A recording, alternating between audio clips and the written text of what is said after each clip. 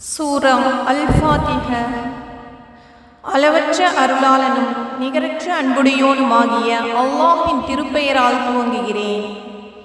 அனைத்து புகழும் அகிலங்கள் எல்லாவற்றையும் படைத்து வளர்த்து பரிபக்குவப்படுத்தும் நாயனான அல்லாஹுக்கே ஆகும். அவன் அளவற்ற அருளாளன், நிகரற்ற அன்புடையோன். அவனே நியாய தீர்ப்பு நாளின் அதிபதியும் ஆவான். இறைவா, உன்னையே நாங்கள் வணங்குகிறோம், உன்னிடமே நாங்கள் உதவியும் தேடுகிறோம். நீ எங்களை நேர்வழியில் நடத்துவாயாக. அது நீ எவர்களுக்கு அருள் புரிந்தாயோ அவ்வழி. அது உன் கோபத்திற்கு ஆளானோர் வழியுமல்ல, நெறி தவறியோர் வழியும் அல்ல. சூரா அல்-பக்ரா. அளவற்ற அருளாளனும் நிகரற்ற அன்புடையோனுமாகிய அல்லாஹ்வின் திருப்பெயரால் துவங்குகிறேன். அலிஃப் லாம் மீம். இது அல்லாஹ்வின் திருவேதமாகும். இதில் எத்தகைய சந்தேகமும் இல்லை. பயபக்தியுடையோருக்கு இது நேர்வழி காட்டியாகும். பயபக்தியுடைய அவர்கள் புலன்களுக்கு எட்டா மறைவானவற்றின் மீது நம்பிக்கை கொள்வார்கள், தொழுகையையும் கடைப்பிடிப்பார்கள். இன்னும் நாம் அவர்களுக்கு அளித்தவற்றிலிருந்து நல்வழியில் செலவும் செய்வார்கள். நபியே, இன்னும் அவர்கள் உமக்கு அருளப்பெற்ற வேதத்தின் மீதும் உமக்கு முன்னர் அருளப்பட்டவை மீதும் நம்பிக்கை கொள்வார்கள். இன்னும் ஆகிரத்தை, மறுமையை உறுதியாக நம்புவார்கள். இவர்கள் தாம் தங்கள் இறைவனின் நேர்வழியில் இருப்பவர்கள், மேலும் இவர்களே வெற்றியாளர்கள். நிச்சயமாக காஃபிர்களை, இறைவனை நிராகரிப்போரை நீர் அச்சமூட்டி எச்சரித்தாலும் சரி அல்லது எச்சரிக்காவிட்டாலும் சரியே, அவர்கள் ஈமான் இறை நம்பிக்கை கொள்ள மாட்டார்கள். அல்லாஹ் அவர்களின் இதயங்களிலும் அவர்கள் செவிப்புலன்களிலும் முத்திரை வைத்து விட்டான்.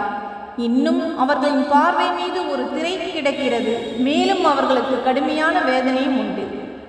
இன்னும் மனிதர்களில் நாங்கள் அல்லாஹ்வின் மீதும் இறுதி தீர்ப்பு நாள் மீதும் ஈமான் நம்பிக்கை கொள்கிறோம் என்று கூறுவோரும் இருக்கின்றனர். ஆனால் உண்மையில் அவர்கள் நம்பிக்கை கொண்டோர் அல்லர். இவ்வாறு கூறி அவர்கள் அல்லாஹையும் ஈமான் இறை நம்பிக்கை கொண்டோரையும் ஏமாற்ற நினைக்கின்றார்கள். ஆனால் அவர்கள் உண்மையில் தம்மை தாமே ஏமாற்றிக் கொள்கிறார்களே தவிர வேறில்லை. எனினும் அவர்கள் இதை உணர்ந்து கொள்ளவில்லை. அவர்களுடைய இதயங்களில் ஒரு நோய் உள்ளது. அல்லாஹ் அந்த நோயை அவர்களுக்கு இன்னும் அதிகமாக்கிவிட்டான். மேலும் அவர்கள் பொய் சொல்லும் காரணத்தினால் அவர்களுக்கு துன்பம் தரும் வேதனையும் உண்டு. பூமியில் குழப்பத்தை உண்டாக்காதீர்கள் என்று அவர்களிடம் சொல்லப்பட்டால் நிச்சயமாக நாங்கள் தாம் சமாதானவாதிகள் என்று அவர்கள் சொல்கிறார்கள். நிச்சயமாக அவர்கள் தாம் குழப்பம் உண்டாக்குபவர்கள் என்றோ, ஆனால் அவர்கள் இதை உணர்கிறார்கள் இல்லை. மற்ற மனிதர்கள் ஈமான் கொண்டது போன்று நீங்களும் ஈமான் கொள்ளுங்கள் என்று அவர்களிடம் சொல்லப்பட்டால், மூடர்கள் ஈமான் நம்பிக்கை கொண்டது போல் நாங்களும் ஈமான் நம்பிக்கை கொள்ள வேண்டுமா என்று கூறுகிறார்கள். அப்படியல்ல, நிச்சயமாக இப்படி கூறுபவர்களே மூடர்கள். ஆயினும் தம் மடமையை அவர்கள் அறிவதில்லை. இன்னும் இந்த போலி விசுவாசிகள் ஈமான் கொண்டிருப்போரை சந்திக்கும் போது நாங்கள் ஈமான் கொண்டிருக்கிறோம் என்று கூறுகிறார்கள். ஆனால் அவர்கள் தங்கள் தலைவர்களாகிய ஷைத்தான்களுடன் தனித்திருக்கும் போது, நிச்சயமாக நாங்கள் உங்களுடன் தான் இருக்கிறோம், நிச்சயமாக நாங்கள் அவர்களை பரிகாசம் செய்பவர்களாகவே இருக்கிறோம் என கூறுகிறார்கள். அல்லாஹ் இவர்களை பரிகசிக்கிறான். இன்னும் இவர்களின் வழிகேட்டிலேயே கபோதிகளாக தட்டழியும்படி விட்டு விடுகிறான். இவர்கள் தாம் நேர்வழிக்கு பதிலாக தவறான வழியை கொள்முதல் செய்து கொண்டவர்கள். இவர்களுடைய இந்த வியாபாரம் இலாபம் தராது. மேலும் இவர்கள் நேர்வழி பெறுபவர்களும் அல்லர். இத்தகையோருக்கு ஒரு உதாரணம் நெருப்பை மூட்டிய ஒருவனின் உதாரணத்தை போன்றது. அந்நெருப்பானது அவனை சுற்றிலும் ஒளி வீசிய போது அல்லாஹ் அவர்களுடைய ஒளியை பறித்து விட்டான். இன்னும் பார்க்க முடியாத காரிருளில் அவர்களை விட்டுவிட்டான். அவர்கள் செவிடர்களாக, ஊமையர்களாக, குருடர்களாக இருக்கின்றனர். எனவே அவர்கள் நேரான வழியின் பக்கம் மீள மாட்டார்கள். அல்லது இன்னும் ஓர் உதாரணம், காரிருளும் இடியும் மின்னலும் கொண்டு வானத்தில் இருந்து கடுமழை கொட்டும் மேகம். இதில் அகப்பட்டு கொண்டோர் மரணத்திற்கு அஞ்சி இடியோசையினால் தங்கள் விரல்களை தம் காதுகளில் வைத்துக் கொள்கிறார்கள். ஆனால் அல்லாஹ் எப்போதும் இந்த காஃபிர்களை சூழ்ந்தவனாகவே இருக்கின்றான். அம்மின்னல் அவர்களின் பார்வைகளை பறித்துவிட பார்க்கிறது. அம்மின்னலானது அவர்களுக்கு ஒளி தரும் போதெல்லாம் அவர்கள் அதன் துணையினால் நடக்கிறார்கள்.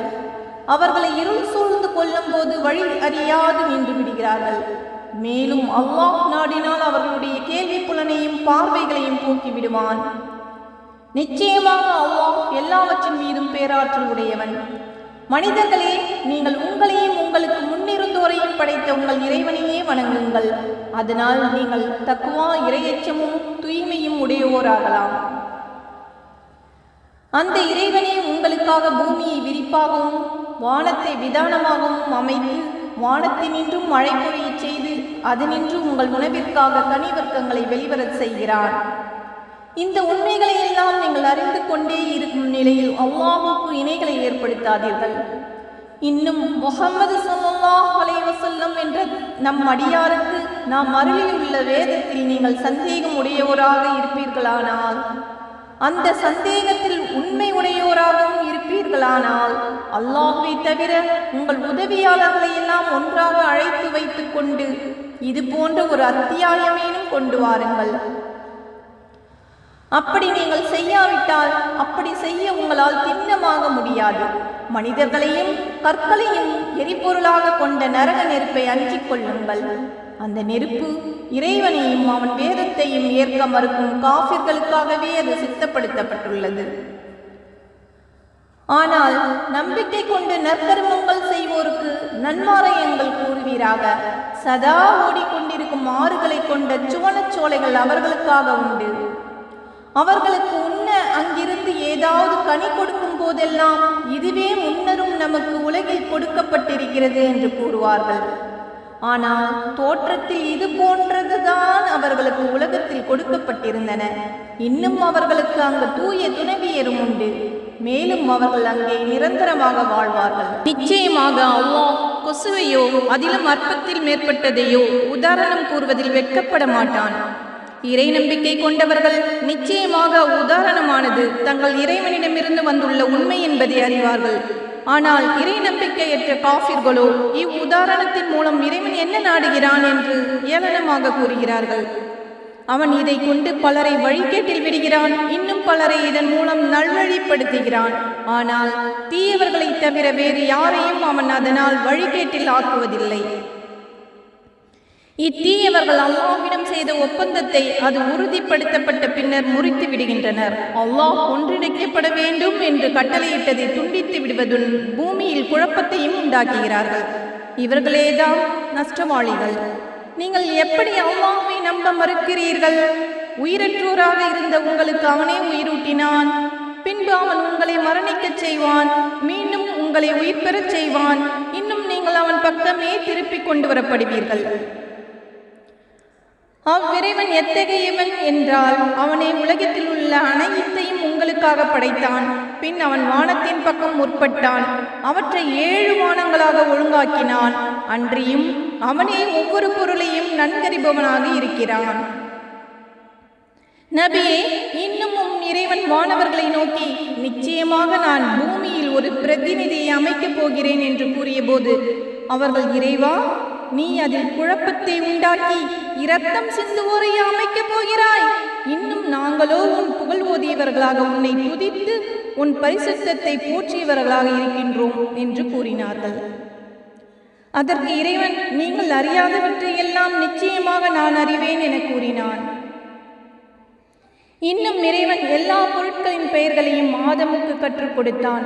பின் அவற்றை வானவர்கள் முன் எடுத்து காட்டி, நீங்கள் உங்கள் கூற்றில் உண்மையாளர்களாக இருப்பின் இவற்றின் பெயர்களை எனக்கு விவரியுங்கள் என்றான். அவர்கள், இறைவா, நீயே தூயவன், நீ எங்களுக்கு கற்றுக் கொடுத்தவை தவிர எதை பற்றியும் எங்களுக்கு அறிவு இல்லை. நிச்சயமாக நீயே பேரறிவாளன், விவேகமிக்கோன் என கூறினார்கள். ஆதமே, அப்பொருட்களின் பெயர்களை அவர்களுக்கு விவரிப்பீராக என்று இறைவன் சொன்னான். அவர் அப்பெயர்களை அவர்களுக்கு விவரித்த போது, நிச்சயமாக நான் வானங்களிலும் பூமியிலும் மறைந்திருப்பவற்றை அறிவேன் என்றும் நீங்கள் வெளிப்படுத்துவதையும் நீங்கள் மறைத்து கொண்டிருப்பதையும் நான் அறிவேன் என்றும் உங்களிடம் நான் சொல்லவில்லையா என்று இறைவன் கூறினான். பின்னர் நாம் மலக்குகளை நோக்கி ஆதமுக்கு பணிந்து சுஜூது செய்யுங்கள் என்று சொன்னபோது இப்லீஸை தவிர மற்ற அனைவரும் சிரம் பணிந்தனர். அவன் இப்லீசு மறுத்தான், ஆணவமும் கொண்டான். இன்னும் அவன் காஃபிர்களை சார்ந்தவனாகிவிட்டான். மேலும் நாம் ஆதமே, நீரும் மனைவியும் சுவனபதியில் குடியிருங்கள். மேலும் நீங்கள் இருவரும் விரும்பியவாறு அதிலிருந்து தாராளமாக புசியுங்கள். ஆனால் நீங்கள் இருவரும் இம்மரத்தை மட்டும் நெருங்க வேண்டாம். அப்படி செய்தீர்களானால் நீங்கள் இருவரும் அக்கிரமக்காரர்களில் நின்றும் ஆகிவிடுவீர்கள் என்று சொன்னோம். இதன்பின் ஷைத்தான் அவர்கள் இருவரையும் அதிலிருந்து வழித்தவரச் செய்தான். அவர்கள் இருவரும் இருந்த சொர்க்கத்தில் இருந்து வெளியேறுமாறு செய்தான். இன்னும் நாம், நீங்கள் யாவரும் இங்கிருந்து இறங்குங்கள். உங்களில் சிலருக்கு பகைவராக இருப்பீர்கள். பூமியில் ஒரு குறிப்பிட்ட காலம் வரை உங்களுக்கு தங்குமிடமும் அனுபவிக்கும் பொருள்களும் உண்டு என்று கூறினோம். பின்னர் ஆதம் நம் இறைவனிடமிருந்து சில வாக்குகளை கற்றுக்கொண்டார். இன்னும் அவற்றின் மூலமாக இறைவனிடம் மன்னிப்பு கோரினார். எனவே இறைவன் அவரை மன்னித்தான். நிச்சயமாக அவன் மிக மன்னிப்போனும் கருணையாளனும் ஆவான். பின்பு நாம் சொன்னோம், நீங்கள் அனைவரும் இவ்விடத்தை விட்டும் இறங்கிவிடுங்கள். என்னிடமிருந்து உங்களுக்கு நிச்சயமாக நல்வழியை காட்டும் அறிவுரைகள் வரும்போது யார் என்னுடைய வழியை பின்பற்றுகிறார்களோ அவர்களுக்கு எத்தகைய பயமும் இல்லை, அவர்கள் துக்கப்படவும் மாட்டார்கள். அன்றி யார் இதை ஏற்க மறுத்து நம் அத்தாட்சிகளை பொய்ப்பிக்க முற்படுகிறார்களோ அவர்கள் நரகவாசிகள். அவர்கள் அந்த நரகத்தில் என்றென்றும் தங்கியிருப்பர். இஸ்ராயேலின் சந்ததியினரே, நான் உங்களுக்கு அளித்த என்னுடைய அருட்கொடையை நினைவு கூறுங்கள். நீங்கள் என் வாக்குறுதியை நிறைவேற்றுங்கள். நான் உங்கள் வாக்குறுதியை நிறைவேற்றுவேன். மேலும் நீங்கள் வேறு எவருக்கும் அஞ்சாது எனக்கே அஞ்சுவீர்களாக. இன்னும் நான் இறக்கிய வேதத்தை நம்புங்கள். இது உங்களிடம் உள்ள வேதத்தை மெய்ப்பிக்கின்றது. நீங்கள் அதை ஏற்க மறுப்பவர்கள் முதன்மையானவர்களாக வேண்டாம். மேலும் என் திருவசனங்களை சொற்ப விலைக்கு விற்றுவிடாதீர்கள். இன்னும் எனக்கே நீங்கள் அஞ்சி ஒழுகி வருவீர்களாக. நீங்கள் அறிந்து கொண்ட உண்மையை பொய்யுடன் கலக்காதீர்கள். உண்மையை மறைக்கவும் செய்யாதீர்கள். தொழுகையை கடைப்பிடியுங்கள். ஜக்காத்தையும் ஒழுங்காக கொடுத்து வாருங்கள். ருக்கு செய்வரோடு சேர்ந்து நீங்களும் ருக்கு செய்யுங்கள். நீங்கள் வேதத்தையும் ஓதிக்கொண்டே மற்ற மனிதர்களை நன்மை செய்யுமாறு ஏவி தங்களையே மறந்து விடுகிறீர்களா? நீங்கள் சிந்தித்து புரிந்து கொள்ள வேண்டாமா? மேலும் பொறுமையை கொண்டும் தொழுகையை கொண்டும் அல்லாஹ்விடம் உதவி தேடுங்கள். எனினும் நிச்சயமாக இது உள்ளச்சமுடையோருக்கன்றி மற்றவர்களுக்கு பெரும் பாரமாகவே இருக்கும். உள்ளச்சமுடைய அவர்கள் தாம் திடமாக தங்கள் இறைவனை சந்திப்போம், நிச்சயமாக அவனிடமே நாம் திரும்பச் செல்வோம் என்பதை உறுதியாக கருத்தில் கொண்டோராவார். இஸ்ராயேல் மக்களே, முன்னர் நான் உங்களுக்கு அளித்த என்னுடைய அருட்கொடையையும் உலகோர் யாவரையும் விட உங்களை மேன்மைப்படுத்தினேன் என்பதையும் நினைவு கூறுங்கள். இன்னும் ஒரு ஆத்மா மற்றொரு ஆத்மாவிற்கு சிறிதும் பயன்பட முடியாதே. அந்த ஒரு நாளை நீங்கள் அஞ்சி நடப்பீர்களாக. அந்த நாளில் எந்த பரிந்துரையும் அதற்காக ஏற்றுக்கொள்ளப்பட மாட்டாது. அதற்காக எந்த பதிலீடும் பெற்றுக்கொள்ளப்பட மாட்டாது. அன்றியும் பாவம் செய்து அவர்கள் உதவி செய்யப்படவும் மாட்டார்கள். உங்களை கடுமையாக வேதனைப்படுத்தி வந்த ஃபிர்அவுனின் கூட்டத்தாரிடமிருந்து உங்களை நாம் விடுவித்ததையும் நினைவு கூறுங்கள்.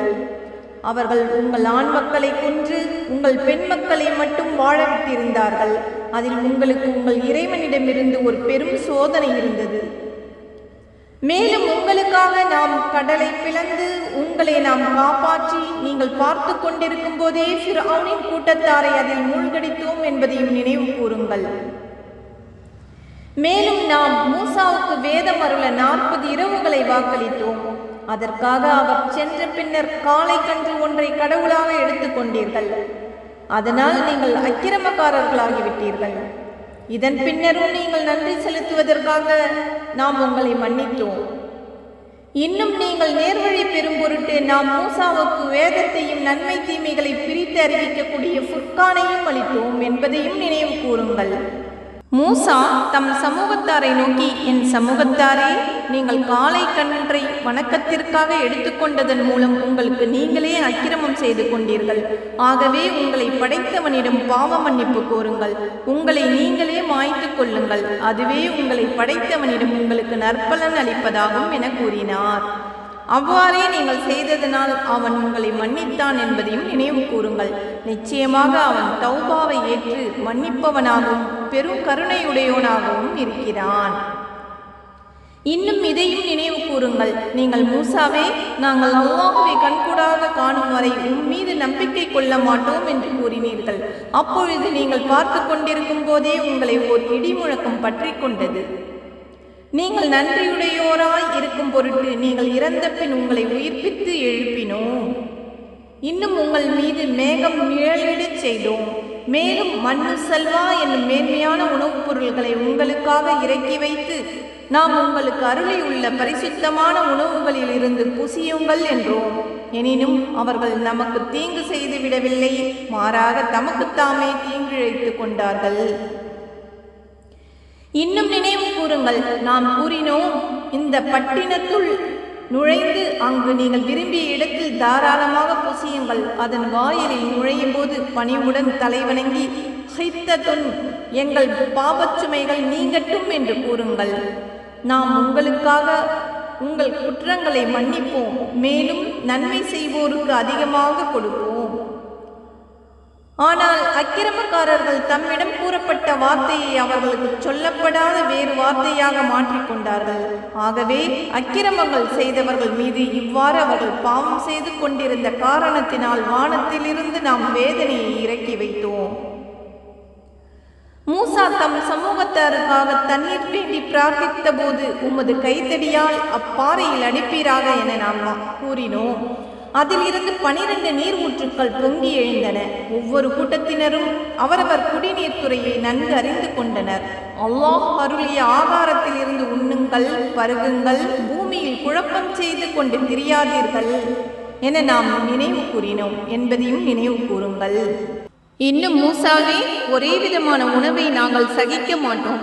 ஆதலால் பூமி விளைவிக்கும் அதன் கீரையையும் அதன் வெள்ளரிக்காயையும் அதன் கோதுமையையும் அதன் பருப்பையும் அதன் வெங்காயத்தையும் எங்களுக்கு வெளிப்படுத்தி தருமாறு உன் இறைவனிடம் எங்களுக்காக கேளும் என்று நீங்கள் கூற, நல்லதாக எது இருக்கிறதோ அதற்கு பதிலாக மிக தாழ்வானதை நீங்கள் மாற்றிக்கொள்ள நாடுகிறீர்களா? நீங்கள் ஏதேனும் ஒரு பட்டணத்தில் இறங்கிவிடுங்கள், அங்கு நீங்கள் கேட்பது நிச்சயமாக உங்களுக்கு கிடைக்கும் என்று அவர் கூறினார். வறுமையும் இழிவும் அவர்கள் மீது சாட்டப்பட்டு விட்டன. மேலும் அல்லாஹ்வின் கோபத்திற்கும் அவர்கள் ஆளானார்கள். இது ஏனென்றால் திடமாகவே அவர்கள் அல்லாஹ்வின் வசனங்களை நிராகரித்தும் அநியாயமாக அவர்கள் நபிமார்களை கொலை செய்து வந்ததும் தான். இந்த நிலை அவர்கள் அல்லாஹுக்கு பணியாது மாறு செய்து வந்ததும் அல்லாஹ் விதித்த வரம்புகளை மீறிக்கொண்டே இருந்ததினாலும் ஏற்பட்டது. ஈமான் கொண்டவர்களாயினும் யூதர்களாயினும் கிறிஸ்தவர்களாயினும் சாபீன்களாயினும் நிச்சயமாக எவர் அல்லாஹ்வின் மீதும் இறுதி நாள் மீதும் நம்பிக்கை கொண்டு சாலிஹான நல்லமல்கள் செய்கிறார்களோ அவர்களின் நற்கூலி நிச்சயமாக அவர்களுடைய இறைவனிடம் இருக்கிறது. மேலும் அவர்களுக்கு யாதொரு பயமும் இல்லை, அவர்கள் துக்கப்படவும் மாட்டார்கள். இன்னும் நாம் உங்களிடம் வாக்குறுதி வாங்கி தூர்மலையை உங்கள் மேல் உயர்த்தி நாம் உங்களுக்கு கொடுத்த வேதத்தை உறுதியுடன் பற்றி கொள்ளுங்கள், அதில் உள்ளவற்றை நினைவில் வைத்துக் கொள்ளுங்கள். அப்படி செய்வீர்களானால் நீங்கள் பயபக்தியுடையோர் ஆவீர்கள் என்று நாம் கூறியதையும் நினைவு கூறுங்கள். அதன் பின்னும் நீங்கள் உங்கள் வாக்குறுதியை புறக்கணித்து மாறிவிட்டீர்கள். உங்கள் மீது அல்லாஹ்வின் கருணையும் அவன் அருளும் இல்லாவிட்டால் நீங்கள் முற்றிலும் நஷ்டவாளிகளாக ஆகியிருப்பீர்கள். உங்கள் முன்னோர்களில் இருந்து சனிக்கிழமை அன்று மீன் பிடிக்க கூடாது என்ற வரம்பை மீறியவர்களை பற்றி நீங்கள் உறுதியாக அறிவீர்கள். அதனால் அவர்களை நோக்கி சிறுமையடைந்த குரங்குகளாகிவிடுங்கள் என்று கூறினோம். இன்னும் நாம் இதனை அக்காலத்தில் உள்ளவர்களுக்கும் அதற்கு பின் வரக்கூடியவர்களுக்கும் படிப்பினையாகவும் பயபக்தி உடையவர்களுக்கு நல்ல உபதேசமாகவும் ஆக்கினோம். இன்னும் எதையும் நினைவு கூறுங்கள். மூசா தம் சமூகத்தாரிடம் நீங்கள் ஒரு பசுமாட்டை அறுக்க வேண்டும் என்று நிச்சயமாக அல்லாஹ் உங்களுக்கு கட்டளையிடுகிறான் என்று சொன்னபோது அவர்கள், மூசாவே, எங்களை பரிகாசத்திற்கு ஆளாக்குகின்றீரா என்று கூறினர். அப்பொழுது அவர், அப்படி பரிகசிக்கும் அறிவியனர்களில் ஒருவனாக நான் ஆகிவிடாமல் அல்லாஹ்விடம் பாதுகாப்பு தேடுகிறேன் என்று கூறினார். அது எத்தகையது என்பதை எங்களுக்கு விளக்கும்படி இறைவனிடம் எங்களுக்காக வேண்டுவீராக என்றார்கள். அப்பசுமாடு அதிக கிழடுமல்ல கன்றுமல்ல, அவ்விரண்டிற்கும் இடைப்பட்டதாகும். எனவே உங்களுக்கு இடப்பட்ட கட்டளையை நிறைவேற்றுங்கள் என்று அவன் அல்லாஹ் கூறுவதாக மூசா கூறினார். அதன் நிறம் யாது என்பதை விளக்கும்படி நமக்காக இறைவனை வேண்டுவீராக என அவர்கள் கூறினார்கள். அவர் கூறினார், திடமாக அது மஞ்சள் நிறமுள்ள பசுமாடு, கெட்டியான நிறம், பார்ப்பவர்களுக்கு பரவசம் அளிக்கும் அதன் நிறம் என அவ்விறைவன் அருளினான் என்று மூசா கூறினார். உமது இறைவனிடத்தில் எங்களுக்காக பிரார்த்தனை செய்வீராக. அவன் அது எப்படிப்பட்டது என்பதை எங்களுக்கு தெளிவுபடுத்துவான். எங்களுக்கு எல்லா பசுமாடுகளும் திடனாக ஒரே மாதிரியாக தோன்றுகின்றன. அல்லாஹ் நாடினால் நிச்சயமாக நாம் நேர்வழி பெறுவோம் என்று அவர்கள் கூறினார்கள். அவர் மூசா, நிச்சயமாக அப்பசுமாடு நிலத்தில் உழவடித்தோ நிலத்திற்கு நீர் பாய்ச்சவோ பயன்படுத்தப்படாதது, ஆரோக்கியமானது, எவ்விதத்திலும் வடுவில்லாதது என்று இறைவன் கூறுகிறான் என கூறினார். இப்பொழுதுதான் நீர் சரியான விபரத்தை கொண்டு வந்தீர் என்று சொல்லி அவர்கள் செய்ய இயலாத நிலையில் அப்பசுமாட்டை அறுத்தார்கள். நீங்கள் ஒரு மனிதனை கொன்றீர்கள், பின் அது பற்றி ஒருவருக்கொருவர் குற்றம் சாட்டி தர்க்கித்துக் கொண்டிருந்தீர்கள். ஆனால் அல்லாஹ் நீங்கள் மறைத்ததை வெளியாக்குபவனாக இருந்தான் என்பதை நினைவு கூறுங்கள். அறுக்கப்பட்ட அப்பசுவின் ஒரு துண்டால் அக்கொலையுண்டவனின் சடலத்தில் அடியுங்கள் என்று நாம் சொன்னோம். இவ்வாறே அல்லாஹ் இறந்தவர்களை உயிர்ப்பிக்கிறான். நீங்கள் நல்ல அறிவு பெறும் பொருட்டு தன் அத்தாட்சிகளையும் அவன் இவ்வாறு உங்களுக்கு காட்டுகிறான். இதன் பின்னரும் உங்கள் இதயங்கள் இறுகிவிட்டன, அவை கற்பாறையைப் போல் ஆயின, அல்லது அதை விடவும் அதிக கடினமாயின. ஏனெனில் திடமாக கற்பாறைகள் சிலவற்றினின்று ஆறுகள் ஒளித்தோடுவதுண்டு. இன்னும் சில பிளவுபட்டு திடமாக அவற்றினின்று தண்ணீர் வெளிப்படக்கூடியதும் உண்டு. இன்னும் திடமாக அல்லாஹ்வின் மீதுள்ள அச்சத்தால் சில கற்பாறைகள் உருண்டு விழக்கூடியவையும் உண்டு. மேலும் அல்லாஹ் நீங்கள் செய்து வருவது பற்றி கவனிக்காமல் இல்லை. முஸ்லிம்களே, இவர்கள் யூதர்கள் உங்களுக்காக நம்பிக்கை கொள்வார்கள் என்று ஆசை வைக்கின்றீர்களா? இவர்களில் ஒரு சாரர் இறைவாக்கை கேட்டு அதை விளங்கிக் கொண்ட பின்னர் தெரிந்து கொண்டே அதை மாற்றிவிட்டார்கள். மேலும் அவர்கள் ஈமான் கொண்டவர்களை சந்திக்கும் போது நாங்களும் ஈமான் கொண்டிருக்கிறோம் என்று சொல்கிறார்கள். ஆனால் அவர்களுள் சிலருடன் தனித்திடும் போது உங்கள் இறைவன் முன் உங்களுக்கு எதிராக அவர்கள் வாதாடுவதற்காக அல்லாஹ் உங்களுக்கு அறிவித்து தந்த தௌராத்தை அவர்களுக்கு எடுத்து சொல்கிறீர்களா? இதை நீங்கள் உணர மாட்டீர்களா என்று யூதர்கள் சிலர் கூறுகின்றனர். அவர்கள் மறைத்து வைப்பதையும் அவர்கள் வெளிப்படுத்துவதையும் நிச்சயமாக அல்லாஹ் நன்கறிவான் என்பதை அவர்கள் அறிய மாட்டார்களா? மேலும் அவர்களில் எழுத்தறிவில்லாதோரும் இருக்கின்றனர். கட்டுக்கதைகளை அறிந்து வைத்திருக்கிறார்களே தவிர வேதத்தை அறிந்து வைத்திருக்கவில்லை. மேலும் அவர்கள் ஆதாரமற்ற கற்பனை செய்வோர்களாக அஞ்சி வேறில்லை. அற்ப கிரயத்தை பெறுவதற்காக தம் கரங்களாலே நூலை எழுதி வைத்துக் கொண்டு பின்னர் அது அல்லாஹ்விடமிருந்து வந்தது என்று கூறுகிறார்களே, அவர்களுக்கு கேடுதான். அவர்களுடைய கைகள் இவ்வாறு எழுதியதற்காகவும் அவர்களுக்கு கேடுதான். அதிலிருந்து அவர்கள் ஈட்டும் சம்பாத்தியத்திற்காகவும் அவர்களுக்கு கேடுதான். ஒரு சில நாட்கள் தவிர எங்களை நரக நெருப்பு தீண்டாது என்று அவர்கள் கூறுகிறார்கள். அல்லாஹ்விடமிருந்து அப்படி ஏதேனும் உறுதிமொழி பெற்றிருக்கிறீர்களா? அப்படியாயின் அல்லாஹ் தன் உறுதிமொழிக்கு மாற்றம் செய்யவே மாட்டான். அல்லது நீங்கள் அறியாததை அல்லாஹ் சொன்னதாக இட்டுக்கட்டி கூறுகின்றீர்களா என்று நபியே அந்த யூதர்களிடம் நீர் கேளும். அப்படியல்ல, எவர் தீமையை சம்பாதித்து அந்த குற்றம் அவரை சூழ்ந்து கொள்கிறதோ அத்தகையோர் நரகவாசிகளே. அவர்கள் அந்நரகத்தில் என்றென்றும் இருப்பார்கள். எவர் நம்பிக்கை கொண்டு நற்கர்மங்களை செய்கிறார்களோ அவர்கள் சுவர்க்கவாசிகள். அவர்கள் அங்கு என்றென்றும் இருப்பார்கள். இன்னும் நினைவு கூறுங்கள், நாம் யாக்கூப் என்ற இஸ்ராயேல் மக்களிடத்தில் அல்லாஹ்வை தவிர வேறு எவரையும் எதனையும் நீங்கள் வணங்கக்கூடாது. உங்கள் பெற்றோருக்கும் உறவினர்களுக்கும் அநாதைகளுக்கும் மிஸ்கீன்களான ஏழைகளுக்கும் நன்மை செய்யுங்கள். மனிதர்களிடம் அழகானதை பேசுங்கள். மேலும் தொழுகையை முறையாக கடைபிடித்து வாருங்கள். ஜக்காத்தையும் ஒழுங்காக கொடுத்து வாருங்கள் என்று உறுதிமொழியை வாங்கினோம். ஆனால் உங்களில் சிலரை தவிர மற்ற யாவரும் உறுதிமொழியை நிறைவேற்றாமல் அதிலிருந்து புரண்டு விட்டீர்கள். இன்னும் நீங்கள் புறக்கணித்தவர்களாகவே இருக்கின்றீர்கள். இன்னும் நினைவு கூறுங்கள், உங்களிடையே இரத்தங்களை சிந்தாதீர்கள்.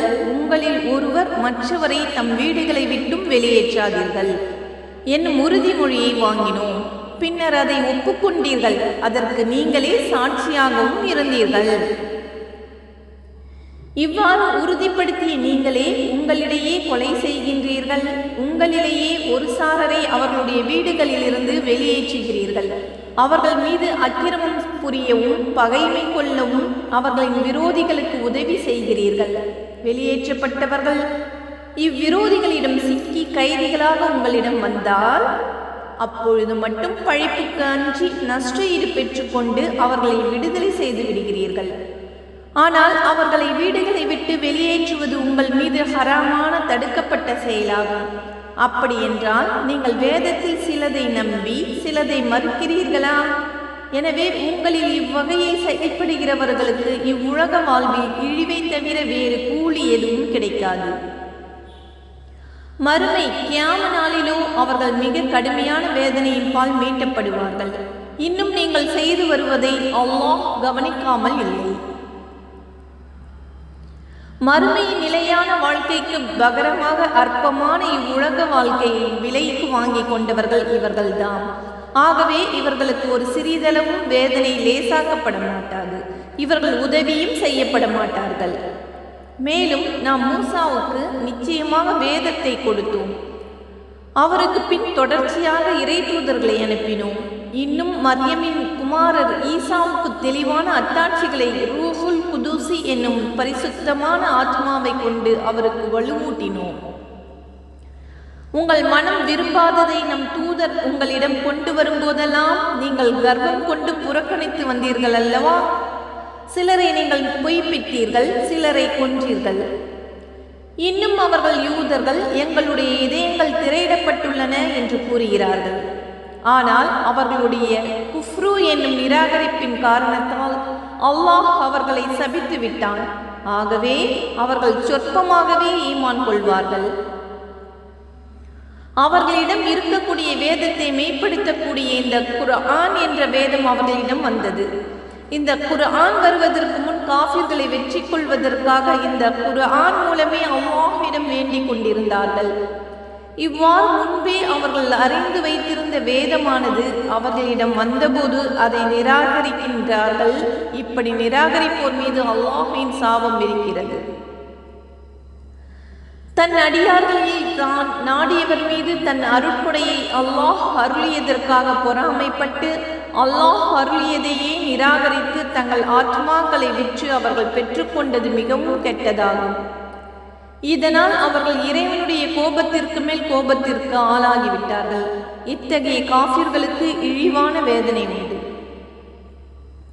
அல்லாஹ் இறக்கி வைத்த திருக்குர்ஆன் மீது ஈமான் கொள்ளுங்கள் என்று அவர்களுக்கு சொல்லப்பட்டால் எங்கள் மீது இறக்கப்பட்டதன் மீதுதான் நம்பிக்கை கொள்வோம் என்று கூறுகிறார்கள். அதற்கு பின்னால் உள்ளவற்றை நிராகரிக்கிறார்கள். ஆனால் இதுவே குர்ஆன் அவர்களிடம் இருப்பதை உண்மைப்படுத்துகிறது. நீங்கள் உண்மை விசுவாசிகளாக இருந்தால் ஏன் அல்லாஹ்வின் முந்திய நபிமார்களை நீங்கள் கொலை செய்தீர்கள் என்று அவர்களிடம் நபியே நீர் கேட்பீராக. நிச்சயமாக மூசா உங்களிடம் தெளிவான அத்தாட்சிகளை கொண்டு வந்தார். அப்படி இருந்தும் அதன் பின் காளை மாட்டை இணை வைத்து வணங்கினீர்கள். இப்படி செய்து நீங்கள் அக்கிரமக்காரர்களாகிவிட்டீர்கள். தூர்மலையை உங்கள் மேல் உயர்த்தி நாம் உங்களுக்கு கொடுத்த தௌராத்தை உறுதியுடன் பற்றி கொள்ளுங்கள், அதை செவியேற்றுக் கொள்ளுங்கள் என்று உங்களிடம் நாம் வாக்குறுதி வாங்கினோம். அதற்கு அவர்கள் நாங்கள் செவியேற்றுவோம், மேலும் அதற்கு மாறு செய்தோம் என்று கூறினார்கள். மேலும் அவர்கள் நிராகரித்த காரணத்தினால் அவர்கள் இதயங்களில் காளை கன்றின் பக்தி புகட்டப்பட்டது. நீங்கள் முஃமின்களாக இருந்தால் உங்களுடைய ஈமான் எதை கட்டளையிடுகிறதோ அது மிகவும் கெட்டது என்று நபியே நீர் கூறும். நபியே, இறைவனிடத்தில் உள்ள மறுமையின் வீடு சொர்க்கம் உங்களுக்கே சொந்தமானது. வேறு மனிதர்களுக்கு கிடையாது என்று உண்மை கொண்டாடுவதில் நீங்கள் உண்மையாளர்களாக இருந்தால் அதை பெறுவதற்காக மரணத்தை விரும்புங்கள் என்று நபியே நீர் சொல்வீராக. ஆனால் அவர்கள் கரங்கள் செய்த பாவங்களை அவர்கள் முன்னமையே அனுப்பி வைத்திருந்த காரணத்தால் அவர்கள் மரணத்தை விரும்பவே மாட்டார்கள். நிச்சயமாக அல்லாஹ் அந்த அக்கிரமக்காரர்களை நன்கு அறிந்தவனாகவே இருக்கிறான். அவர்கள் மற்ற மனிதர்களை விட இணை வைக்கும் முஷ்ரிக்குகளையும் விட இவ்வுலக வாழ்க்கையில் பேராசை உடையவர்களாக இருப்பதை நபியே நீர் நிச்சயமாக காண்பீர். அவர்களில் ஒவ்வொருவரும் 1000 ஆண்டுகள் வாழ வேண்டும் என ஆசைப்படுகிறார்கள். ஆனால் அப்படி அவர்களுக்கு நீண்ட வயது கொடுக்கப்பட்டாலும் அவர்கள் இறைவனின் தண்டனையில் இருந்து தப்ப முடியாது. இன்னும் அல்லாஹ் அவர்கள் செய்வதை எல்லாம் கூர்ந்து பார்ப்பவனாகவே இருக்கிறான். யார் ஜிப்ரீலுக்கு விரோதியாக இருக்கின்றானோ அவன் அல்லாஹுக்கும் விரோதியாவான் என்று நபியே நீர் கூறும். நிச்சயமாக அவர்தாம் அல்லாஹ்வின் கட்டளைக்கிணங்கி இதயத்தில் குர்ஆனை இறக்கி வைக்கிறார். அது தனக்கு முன்னிருந்த வேதங்கள் உண்மை என உறுதிப்படுத்துகிறது. இன்னும் அது வழிகாட்டியாகவும் நம்பிக்கை கொண்டோருக்கு நன்மாராயமாகவும் இருக்கிறது. எவன் அல்லாஹுக்கும் அவனுடைய மலக்குகளுக்கும் அவனுடைய தூதர்களுக்கும் ஜிப்ரீலுக்கும் மீகாயிலுக்கும் பகைவனாக இருக்கிறானோ நிச்சயமாக அவ்வாறு நிராகரிக்கும் காஃபிர்களுக்கு அல்லாஹ் பகைவனாகவே இருக்கிறான். நபியே, நிச்சயமாக நாம் மிக தெளிவான வசனங்களை உன் மீது இறக்கி வைத்திருக்கிறோம். பாவிகளை தவிர வேறு எவரும் அவற்றை நிராகரிக்க மாட்டார்கள். மேலும் அவர்கள் உடன்படிக்கை செய்த போதெல்லாம் அவர்களில் ஒரு பிரிவினர் அவற்றை முறித்து விடவில்லையா? ஆகவே அவர்களில் பெரும்பாலோர் ஈமான் கொள்ள மாட்டார்கள். அவர்களிடம் உள்ள வேதத்தை மெய்ப்பிக்கும் ஒரு தூதர் அல்லாஹ்விடமிருந்து அவர்களிடம் வந்தபோது வேதம் வழங்கப்பட்டோரில் ஒரு பிரிவினர் அல்லாஹ்வின் வேதத்தை தாங்கள் ஏதும் அறியாதவர்கள் போல் தங்கள் முதுகுக்கு பின்னால் எறிந்து விட்டார்கள். அவர்கள் சுலைமானின் ஆட்சிக்கு எதிராக ஷைத்தான்கள் ஓதியவற்றையே பின்பற்றினார்கள். ஆனால் சுலைமான் ஒருபோதும் நிராகரித்தவர் அல்ல. ஷைத்தான்கள் தாம் நிராகரிப்பவர்கள். அவர்கள் தாம் மனிதர்களுக்கு சூனியத்தை கற்றுக் கொடுத்தார்கள். இன்னும் பாபிலூன் என்னும் ஊரில் ஹாருத் மாருத் என்ற 2 மலக்குகளுக்கு இறக்கப்பட்டதையும் தவறான வழியில் பிரயோகிக்க கற்றுக் கொடுத்தார்கள். ஆனால் அவர்கள் மலக்குகள் இருவரும் நிச்சயமாக நாங்கள் சோதனையாக இருக்கிறோம், இதை கற்று நீங்கள் நிராகரிக்கும் காஃபிர்கள் ஆகிவிடாதீர்கள் என்று சொல்லி எச்சரிக்காத வரையில் எவருக்கும் இந்த சூனியத்தை கற்றுக் கொடுக்கவில்லை. அப்படி இருந்தும் கணவன் மனைவியிடையே பிரிவை உண்டாகும் செயலை அவர்களிடமிருந்து கற்றுக்கொண்டார்கள். எனினும் அல்லாஹ்வின் கட்டளையின்றி அவர்கள் எவருக்கும் எத்தகைய தீங்கும் இதன் மூலம் இழைக்க முடியாது. தங்களுக்கு தீங்கிழைப்பதையும் எந்தவித நன்மையும் தராததையுமே கற்றுக்கொண்டார்கள். சூனியத்தை விலை கொடுத்து வாங்கி கொண்டவர்களுக்கு மறுமையில் யாதொரு பாக்கியமும் இல்லை என்பதை அவர்கள் நன்றறிந்துள்ளார்கள். அவர்கள் தங்கள் ஆத்மாக்களை விற்று பெற்று கொண்டது கெட்டதாகும். இதை அவர்கள் அறிந்து கொள்ள வேண்டாமா? அவர்கள் நம்பிக்கை கொண்டு தங்களை காப்பாற்றிக் கொண்டால் அல்லாஹ்விடமிருந்து கிடைக்கும் நற்கூலி மிகவும் மேலானதாக இருக்கும். இதனை அவர்கள் அறிய வேண்டாமா? ஈமான் கொண்டோரே, நீங்கள் நம் ரசூலை பார்த்து 2 அர்த்தம் கொடுக்கும் சொல்லாகிய ராயினா என்று சொல்லாதீர்கள். இதற்கு பதிலாக அன்புடன் நோக்குவீர்களாக எனும் பொருளை தரும் சொல்லாகிய உன்லுர்னா என்று கூறுங்கள். இன்னும் அவர் சொல்வதை கேளுங்கள். மேலும் காஃபிர்களுக்கு துன்பம் தரும் வேதனையும் உண்டு. அஹ்லுஸ் கிதாப் வேதத்தை உடையவர்களில் நிராகரிப்பாரோ இன்னும் முஷ்ரிக்குகளோ உங்கள் இறைவனிடமிருந்து உங்கள் மீது நன்மை இறக்கப்படுவதை விரும்பவில்லை. ஆனால் அல்லாஹ் தன் அருட்கொடைக்கு உரியவர்களாக யாரை நாடுகிறானோ அவரையே தேர்ந்தெடுத்துக் கொள்கிறான். அல்லாஹ் மிக பெரும் கிருபையாளன். ஏதேனும் ஒரு வசனத்தை நாம் மாற்றினால் அல்லது அதனை மறக்கச் செய்தால் அதைவிட சிறந்ததையோ அல்லது அது போன்றதையோ நாம் கொண்டு வருவோம். நிச்சயமாக அல்லாஹ் அனைத்து பொருட்களின் மீதும் சக்தி உள்ளவன் என்பதை நீர் அறியவில்லையா? நிச்சயமாக வானங்கள் பூமியின் ஆட்சி அல்லாஹுக்கே உரியது. அல்லாஹுவையன்றி உங்களுக்கு பாதுகாவலனோ உதவி செய்பவனோ இல்லை என்பதை நீர் அறியவில்லையா? இதற்கு முன்னர் மூசாவிடம் கேள்விகள் கேட்கப்பட்ட மாதிரி நீங்களும் உங்கள் ரசூலிடம் கேட்க விரும்புகிறீர்களா? எவன் ஒருவன் ஈமானை குஃப்ரினால் மாற்றுகிறானோ அவன் நிச்சயமாக நேர்வழி நின்றும் தவறிவிட்டான். வேதத்தை உடையவர்களில் பெரும்பாலோர் உண்மை அவர்களுக்கு தெளிவாக தெரிந்த பின்னரும் தங்கள் மனதில் உள்ள பொறாமையினால் நீங்கள் நம்பிக்கை கொண்ட பின் காஃபிர்களாக மாற வேண்டும் என விரும்புகிறார்கள். ஆனால் அல்லாஹ்வின் கட்டளை வரும் வரை அவர்களை மன்னித்து அவர்கள் போக்கிலேயே விட்டுவிடுங்கள்.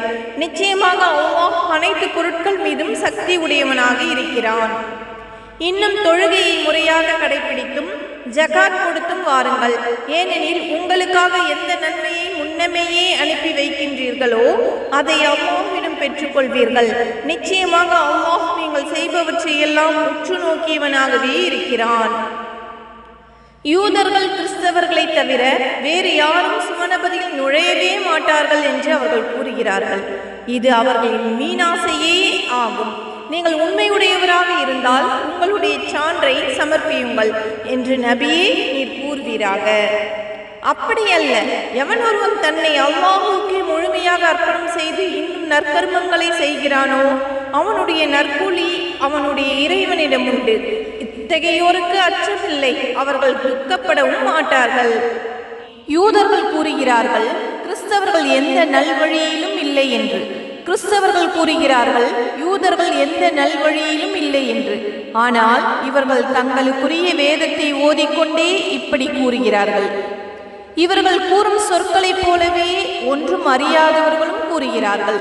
இறுதி தீர்ப்பு நாளில் அல்லாஹ் இவர்கள் தர்க்கித்து மாறுபட்டு கொண்டிருக்கும் விஷயத்தில் தீர்ப்பளிப்பான். இன்னும் அல்லாஹ்வுடைய மஸ்ஜிதுகளில் அல்லாஹ்வின் பெயரை சொல்லி துதிப்பதை தடுத்து இவற்றை பாழாக்க முயல்பவனை விட பெரிய கொடுமைக்காரன் யார் இருக்க முடியும்? இத்தகையோர் அச்சமுடன் இன்றி பள்ளி வாயில்களில் நுழைவதற்கு தகுதியே இல்லாதவர்கள். இவர்களுக்கு இவ்வுலக வாழ்வில் இழிவுதான், மேலும் மறுமையில் இவர்களுக்கு கடுமையான வேதனையும் உண்டு. கிழக்கும் மேற்கும் அல்லாஹுக்கே சொந்தம். நீங்கள் எந்த பக்கம் திரும்பினாலும் அங்கே அல்லாஹின் முகம் இருக்கிறது. நிச்சயமாக அல்லாஹ் விசாலமானவன், எல்லாம் அறிந்தவன். இன்னும் கூறுகிறார்கள் அல்லாஹ் ஒரு குமாரனை பெற்றிருக்கிறான் என்று. அப்படியல்ல, அவன் இவர்கள் கூறுவதிலிருந்து மிக தூய்மையானவன்.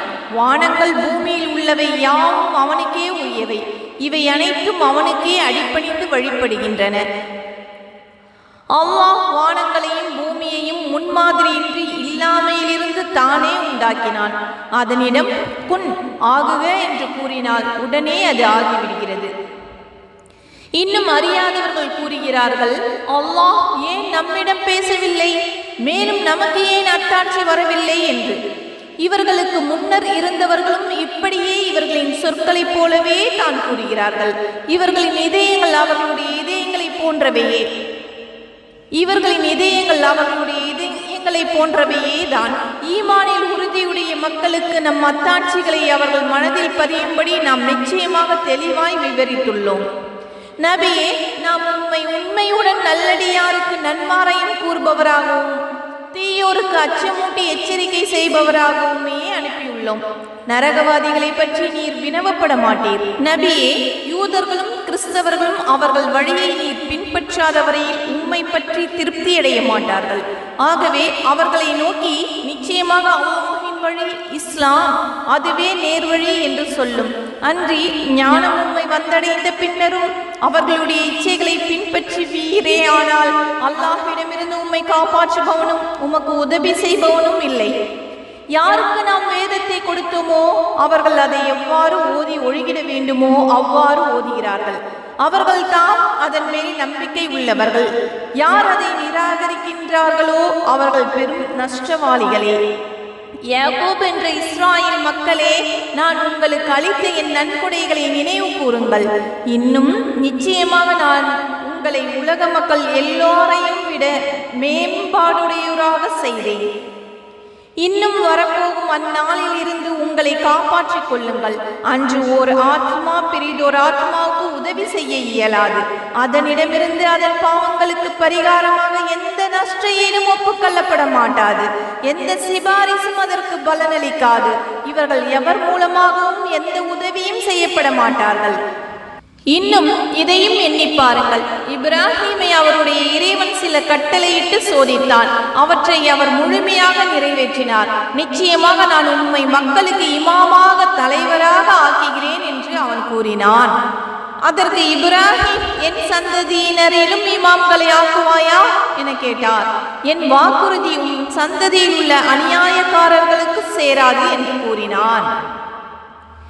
இதையும் எண்ணி பாருங்கள். காஃபா என்னும் வீட்டை நாம் மக்கள் ஒதுங்கும் இடமாகவும் இன்னும் பாதுகாப்பான இடமாகவும் ஆக்கினோம். இப்ராஹிம் என்ற இடத்தை மகாமு இப்ராஹிமை தொழும் இடமாக நீங்கள் ஆக்கிக் கொள்ளுங்கள் என்றும் நாம் சொன்னோம். இன்னும் என் வீட்டை சுற்றி வருபவர்கள், தங்கியிருப்பவர்கள், ருக்கு செய்பவர்கள், சுஜூது செய்பவர்கள் ஆகியோருக்காக தூய்மையாக அதனை வைத்திருக்க வேண்டும் என்று இப்ராஹிமிடமிருந்தும் இஸ்மாயிலிடமிருந்தும் நாம் உறுதிமொழி வாங்கினோம். இன்னும் நினைவு கூறுங்கள், இப்ராஹிம், இறைவா, இந்த பட்டணத்தை பாதுகாப்பான இடமாக ஆக்கி வைப்பாயாக. இதில் வசிப்போரில் யார் அல்லாஹ்வையும் இறுதி நாளையும் நம்புகிறார்களோ அவர்களுக்கு பல வகை கனிவர்க்கங்களையும் கொண்டு உணவளிப்பாயாக என்று கூறினார். அதற்கு இறைவன் கூறினான், ஆம், யார் நம்பிக்கை கொள்ளவில்லையோ அவனுக்கும் சிறிது காலம் சுகானுபவத்தை அளிப்பேன். பின்னர் அவனை நரக நெருப்பின் வேதனையில் நிர்பந்திப்பேன். அவன் சேரும் இடம் மிகவும் கெட்டதே. இப்ராஹிமும் இஸ்மாயிலும் இவ்வீட்டின் அடித்தளத்தை உயர்த்திய போது, எங்கள் இறைவனே, எங்களிடமிருந்து இப்பணியை ஏற்றுக்கொள்வாயாக. நிச்சயமாக நீயே யாவற்றையும் கேட்பவனாகவும் அறிபவனாகவும் இருக்கின்றாய் என்று கூறினார். எங்கள் இறைவனே, எங்கள் இருவரையும் உன்னை முற்றிலும் வழிபடும் முஸ்லிம்களாக்குவாயாக. எங்கள் சந்ததியினரிடமிருந்தும் உன்னை முற்றிலும் வழிபடும் ஒரு கூட்டத்தினரை முஸ்லிம் சமுதாயத்தை ஆக்கி வைப்பாயாக. நாங்கள் உன்னை வழிபடும் வழிகளையும் அறிவித்தருள்வாயாக. எங்களை கருணையுடன் நோக்கி எங்கள் பிழைகளை மன்னிப்பாயாக. நிச்சயமாக நீயே மிக்க மன்னிப்போனும் அளவிலா அன்புடையோனாகவும் இருக்கின்றாய். எங்கள் இறைவனே, அவர்களிடையே உன்னுடைய வசனங்களை ஓதி காண்பித்து அவர்களுக்கு வேதத்தையும் ஞானத்தையும் கற்றுக் கொடுத்து அவர்களை தூய்மைப்படுத்தக்கூடிய ஒரு தூதரை அவர்களிலிருந்தே எழுந்திடச் செய்வாயாக. நிச்சயமாக நீயே வல்லமை மிக்கோனுமாகவும் பெரும் ஞானமுடையோனாகவும் இருக்கின்றாய். இப்ராஹிமுடைய மார்க்கத்தை புறக்கணிப்பவன் யார்? தன்னைத்தானே தாழ்த்தி கொள்பவனை தவிர. நிச்சயமாக நாம் அவரை தூய்மையாளராக இவ்வுலகில் தேர்ந்தெடுத்தோம். நிச்சயமாக அவர் மறுமையில் நல்லடியார் கூட்டத்திலேயே இருப்பார். இன்னும் அவரிடம், அவருடைய இறைவன் என்னிடம் முற்றிலும் வழிபட்டவராக சரணடையும் என்று சொன்னபோது அவர், அகிலங்களின் இறைவனுக்கே முற்றிலும் வழிபட்டோனாக சரணடைந்தேன் என்று கூறினார். இதையே இப்ராஹிம் தன் குமாரர்களுக்கு வசியத்து உபதேசம் செய்தார். யாக்கூபும் இவ்வாறே செய்தார்.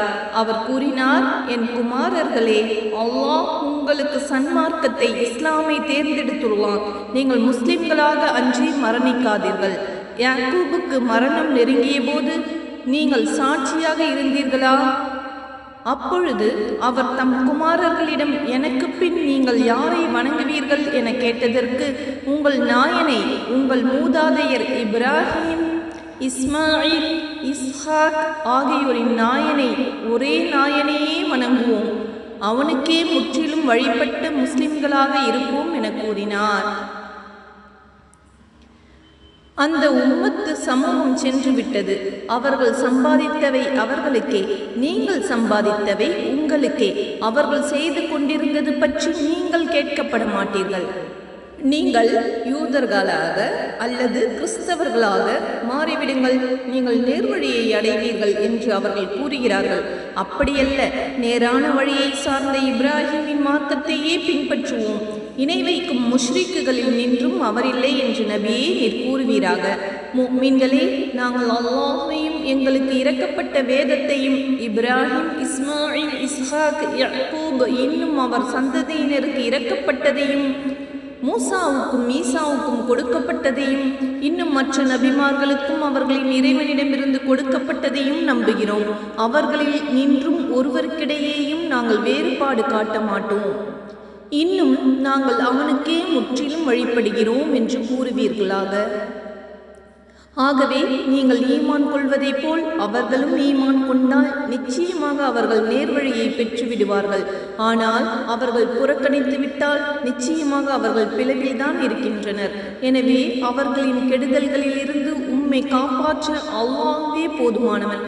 அவன் யாவற்றையும் செவியுறுவோனாகவும் எல்லாம் அறிந்தோனுமாகவும் இருக்கிறான். இதுவே அல்லாஹ்வின் வர்ணம், ஞான ஸ்நானம் ஆகும். வர்ணம் கொடுப்பதில் அல்லாஹ்வை விட அழகானவன் யார்? அவனையே நாங்கள் வணங்குகிறோம் என கூறுவீர்களாக. அல்லாஹ்வை பற்றி நீங்கள் எங்களிடம் தர்க்கிக்கிறீர்களா? அவனே எங்கள் இறைவனும் உங்கள் இறைவனும் ஆவான். எங்கள் செய்கைகளின் பலன் எங்களுக்கு, உங்கள் செய்கைகளின் பலன் உங்களுக்கு. மேலும் நாங்கள் அவனுக்கே களப்பற்ற ஈமான் உடையவர்களாக இருக்கின்றோம் என்று நபியே அவர்களுக்கு நீர் கூறுவீராக. இப்ராஹிமும் இஸ்மாயிலும் இஸ்ஹாக்கும் யாக்கூபும் இன்னும் அவர்களுடைய சந்ததியினர் யாவரும் நிச்சயமாக யூதர்கள் அல்லது கிறிஸ்தவர்களே என்று கூறுகின்றீர்களா? நபியே நீர் கேட்பீராக. இதை பற்றி உங்களுக்கு நன்றாக தெரியுமா? அல்லது அல்லாஹுக்கா?